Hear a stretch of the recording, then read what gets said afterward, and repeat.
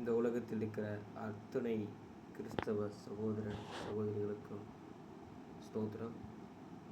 அனைத்து தாய் தகப்பன்மார்களுக்கும் ஸ்தோத்திரம். அனைத்து பாஸ்டர், அனைத்து மிஷினரி, அனைத்து பாடகர்கள், அத்தனை கிறிஸ்தவர்களுக்கும் ஸ்தோத்திரம். இந்த நாட்களில் கூட நான் ஒரு சில காரியங்களை நான் உங்களோடு கூட பகிர்ந்து கொள்ள விரும்புகிறேன். கிறிஸ்துவுக்குள்ளாக நாம் இருக்கின்ற பொழுது, கிறிஸ்துவுக்குள்ளாக நாம் வாழ்கின்ற பொழுது அநேக பிரச்சனைகள், அநேக போராட்டங்கள், அநேக நிந்தனைகள் உங்களை தேடி வரும். ஆனாலும் கூட அவைகளை பொருட்படுத்தாமல் நம்ம கிறிஸ்துவேசுக்குள்ளாக கவனம் வைத்து, அவருடைய வேத வசனத்துக்குள்ளாக கவனம் வைத்து நம்ம செல்ல வேண்டும். பிரச்சனை வருகின்ற பொழுதெல்லாம் ஜெபியுங்கள்.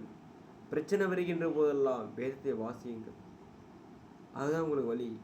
மனிதனிடமோ மனுஷிடமோ சொல்லாதீர்கள். அவர்கள் ஏசுவார்கள், அவர்கள் துச்சமாய் பார்ப்பார்கள். ஆனால் இன்றைய நாட்கள் கூட வேதவசனம் சொல்லுது. உங்களோட கூட ஒரு வேதவசனத்தை நான் பகிர்ந்து கொள்ள விரும்புகிறேன். செப்பானியா 3:15 இப்படியா சொல்லுகிறது: கர்த்தர் உன் ஆக்கினிகளை அகற்றி உன் சத்துருக்களை விலக்கினார். இஸ்ரவேலின் ராஜாவாகிய கர்த்தர் உன் நடுவில் இருக்கிறார். இனி தீங்கை காணாதிருப்பாய். ஆமென். பார்த்தீங்கன்னா, கர்த்தர் உன் ஆக்கினைகளை அகற்றி உன் சத்துருக்களை விலக்கினார்.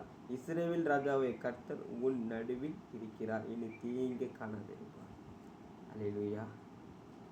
நம்முடைய வாழ்க்கையில எப்படியாப்பட்ட ஆக்கினிக்குள்ளாக இருக்கின்ற பிரச்சனையாக இருக்கட்டும், போராட்டமாக இருக்கட்டும், கண்ணீராக இருக்கட்டும், இல்லை எப்படியாப்பட்ட மனிதர்கள் நம்மளுக்கு எதிராக நின்றாலும், எப்படியாப்பட்ட மனுஷிகள் நம்மளுக்கு எதிராக நின்றாலும், எப்படியாப்பட்ட மனிதன் நம்மளுக்கு எதிராக நின்றாலும், எப்படியாப்பட்ட துன்மார்க்கு நம்மளுக்கு எதிராக நின்றாலும், அதெல்லாவற்றையும், எல்லா சத்துருக்களையும், எல்லா பிசாசின் வல்லமைகளையும் விலக்குவார். கர்த்தர் விலக்குவார். அதில் தப்பிப்பார். உங்களை காப்பாற்றுவார். அது மட்டும் இல்லை, அவர் எங்கே இருக்கிறாரா? நம்முடைய நடுவில் இருக்கிறார். அது உன் நடுவில் இருக்கிறார். நம்மோட நடுவில் இருக்கிறார். இனி தீங்கை காணாதிருப்பாய். எந்த ஒரு பிரச்சனை காணாதிருப்பாய். எந்த ஒரு தொல்லை காணாதிருப்பாய். இதெல்லாம் எப்போ காணாதிருப்பாயா? நீ இந்த வேதத்தின்படி வாசித்து அதன்படி வாழ்கிற பொழுதுதான் தீங்கு காணாதிருப்பாய். வேதத்தை கேளுங்க, வேதத்துக்கு பயப்படுங்க, வேதவசனத்துக்கு பயந்து வாழுங்க.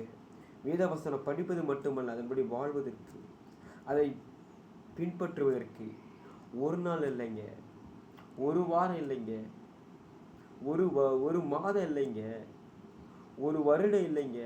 இந்த மூச்சு நிற்கிற வரையும் நம்ம அந்த வேதத்தை படிக்கணும், தியானிக்கணும், ஜெபிக்கணும். இதெல்லாம் வச்சு கடைப்பிடித்தால் மாத்திரமே நம்மளுடைய பிதாவுடைய சித்தத்தின் செய்கிறவர்களாக இருக்கிறோம். பிதாவுடைய சித்தங்கத்தை செய்கிறவர்களாக இருக்கிறோம். ஒருவர் வாசிக்கிறேன்: கர்த்தர் உன் ஆக்கினைகளை அகற்றி உன் சத்துருக்களை விலக்கினார். இஸ்ரவேல் ராஜாவாகிய கர்த்தர் உன் நடுவில் இருக்கிறார். இனி தீங்கை காணாதிருப்பாய்.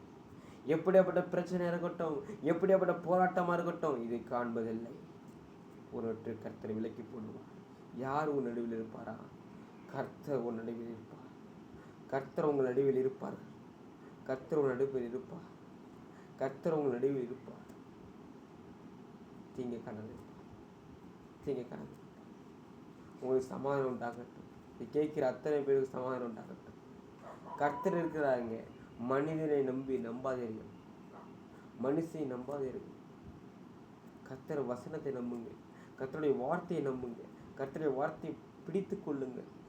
அவர் பெரிய காரியம் செய்வார். கர்த்தர் உங்களை ஆசீர்வதிப்பார். உங்களுக்கு சமாதானத்தை கொடுப்பார். உண்மையான அன்பை கொடுப்பார். சந்தோஷத்தை கொடுப்பார். மன நிம்மதி கொடுப்பாராக. இளைப்பாறுதல் கொடுப்பாராக. ஆமென். ஆமென். ஆமென்.